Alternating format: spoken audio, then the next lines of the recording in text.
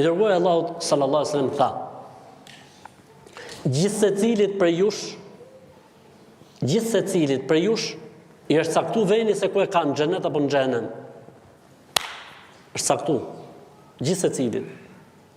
Dhe njëri prej sahabëve me drejt e pyeti dhe tha: O i dërguari Allahut, tani ky vendi që na është caktuar neve tha, na është caktuar me dijen e Zotit apo me veprat tona? Ky vendi që na është caktuar në xhenet ose në xhenem, është caktuar tha me dijen e Zotit apo me veprat tona? Faktikisht pyetja ka i gabim, se dija e Zotit dhe veprat tona janë njësoj. Zoti e di se çfarë do të bëjmë ne. Zoti do ta presin neve derisa të bëjmë ne këtë, të kuptojë Zoti se ku jemi ne. Nëse pejgamberi sa nuk e korrigjoi pyetjen. Tha o pejgamberi i Zotit, ky vend në xhenet dhe në xhenem na është shkruajt neve që ka vulos me dijen e Zotit apo me veprat tona? Dhe pejgamberi sallallahu alaihi wasallam tha: me dijen e Zotit. Sahabi nuk e kapi përgjigjen. Dhe boni pyetjen tjetër, tha: ja Rasulullah, idhen fali me l'amel. Tha pejgamberi i Zotit, patër për çfarë punojmë ne? Për çfarë po punojmë ne? Nëse Zoti pas ka vulos këtë punë, sa i e di. Atë po ne për çfarë lodhemi, për çfarë punojmë? Dëgjoj përgjigjen. Tha: i'malu fa kullun muyassarun lima khuliqa lah. Punoni se gjithsecilit në këtë botë i lehtësohen veprat për vendin në të cilin ai është krijuar. Allahu Akbar.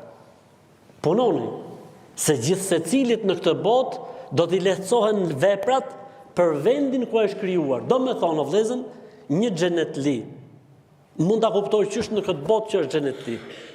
Dhe një xhenemli mund të kuptohet qysh në këtë botë. Mund. Pse thash mund? Se nuk dihet se si mbyllet jeta e njeriu.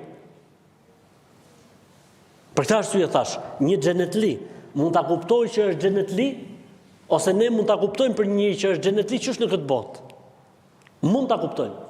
Vetëm nëse ai bën një shkelje në fund të jetës.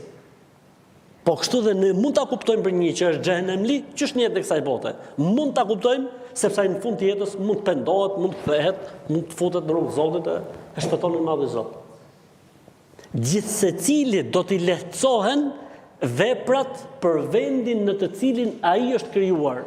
Pastaj bukuria e hadithit, tha pejgamberi sallallahu alajhi wasallam: "Iqra'u in shi'tum."